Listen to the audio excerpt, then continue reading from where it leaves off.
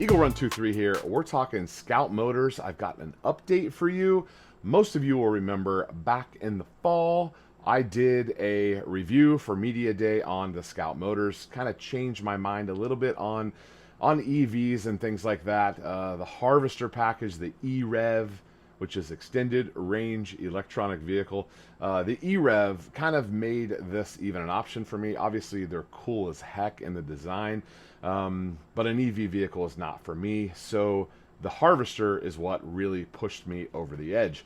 Now, we're hearing rumors about a moving goalpost as far as when these things are going to be on the street.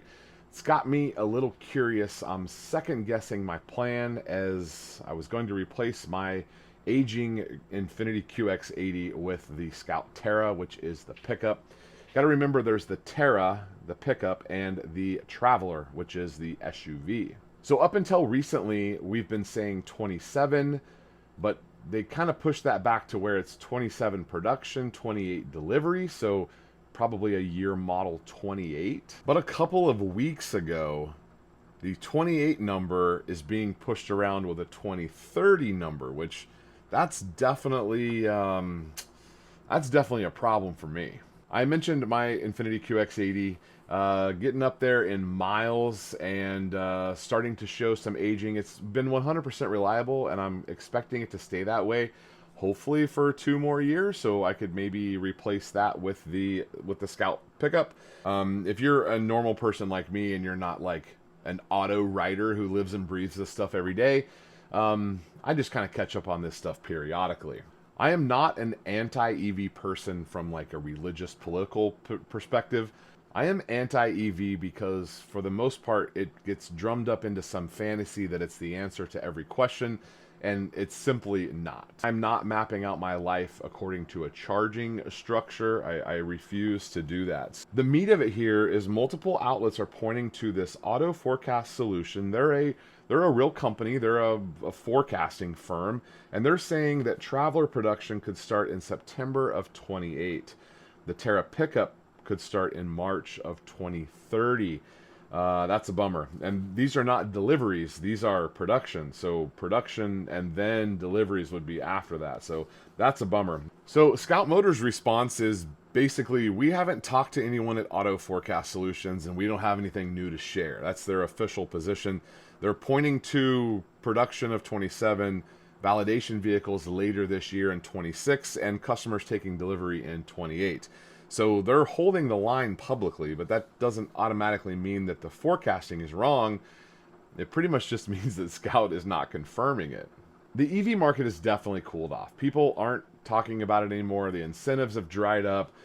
People are more cautious with money right now in general, and truck buyers especially are cautious. We've had some things happen to the truck market. I've heard about the Tundras having engine troubles and General Motors having engine troubles, and so people are more cautious in general. And so according to the reporting, the Scout is being forced to prioritize the Harvester, the E-Rev, and that's because that's what people want. Now, I think what people want would be to put a gas engine in this thing. It's a really cool concept car.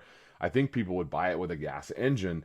That is probably not happening. They've based this entire company on the fact that it's an EV company. I don't think they're going to start throwing V6s around out there, but Scout is owned by VW, so there are, engines available, but I don't think that their factory is really set up for that. The main problem here is they've built this company in this direction, EV, built a factory, and now the market is kind of shifting underneath their feet. So I understand that there could be problems associated with that on the timing and the money part, which we're going to talk about the money part here in a second. But I think Scout would have preferred to just do an EV, but when they realized that 80% of the registrations that came in wanted the Harvester, I think they were forced to push that Harvester into production. If Scout comes out with the extended range first, then I'm still interested. If it's 2028, I'm still interested. If it's 2030, probably going to have to look at a plan B. But the difference between this is a cool concept truck and, this is something I can actually use in my real life, that's a really fine line for me. I'm not planning my life around an app and where I'm charging. I'm not going on road trips and things like that where I have to worry about how long I charge and all. I'm not doing that. If the harvester's delayed or it turns into some sort of vaporware, then I'm probably out. Talking about vehicles real quick, today's video sponsor is Kiru, makers of the dash cam that I've been using here for the last couple of months. When they reached out, I was kind of in the market for a dash cam, and I just figured that as soon as I installed this thing, there would be some dramatic, traumatic thing happening that I could show you on video.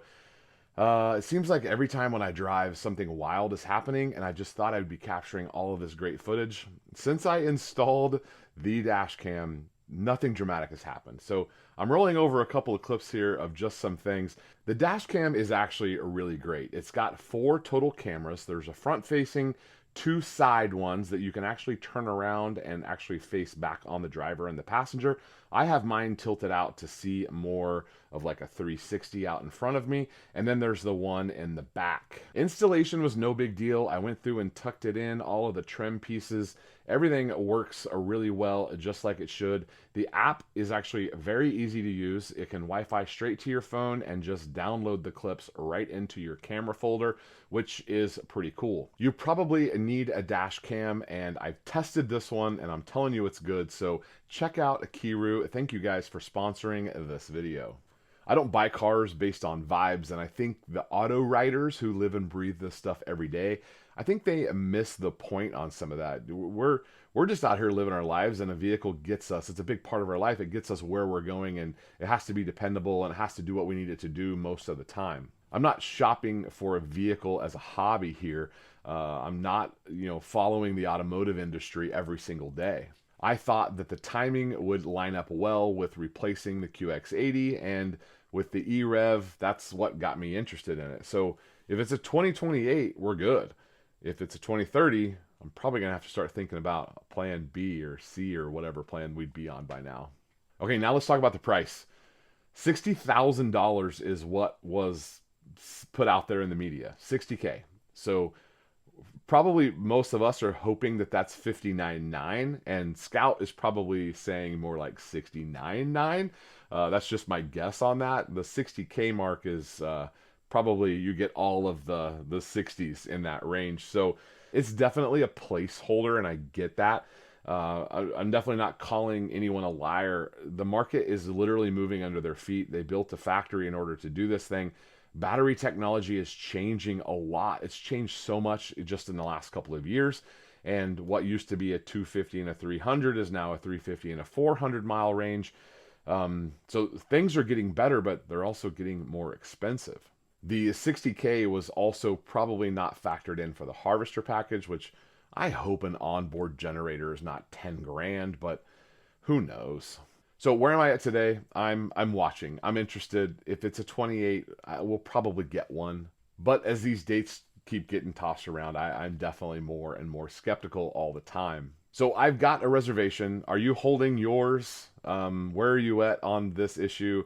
What vehicle should I be looking at as a plan B? I'm definitely moving from an SUV to a pickup. I was really interested in the Nissan Titans because it's the same V8, same four-wheel drive, same transmission that I have in my QX80. It's been a good, reliable package for me. I just found out, see, you can see I don't follow this stuff very closely. I just found out that Titans are no longer available. There was no 2025 Titan. So 2024 is the last year for the Nissan Titan. I didn't even know that until a couple of weeks ago when I started clicking around looking at some other vehicles. Maybe a Tundra. Do I look at a Tundra? They're quite a bit more expensive than a Titan. F-150, I guess I would choose Ford over Chevy. I don't know, but the GMCs, my neighbor has a GMC. It's absolutely beautiful. For the longest time, we were big Jeep fans, but we really haven't been into Jeeps for the last couple of years. So I don't know. Maybe I would drive a Dodge. Maybe I would drive a Ford. I know I would drive a Nissan Titan because I'm already driving a Nissan with the Infiniti, and that's been a good vehicle. All right, I'll let you go. Let me know what you think.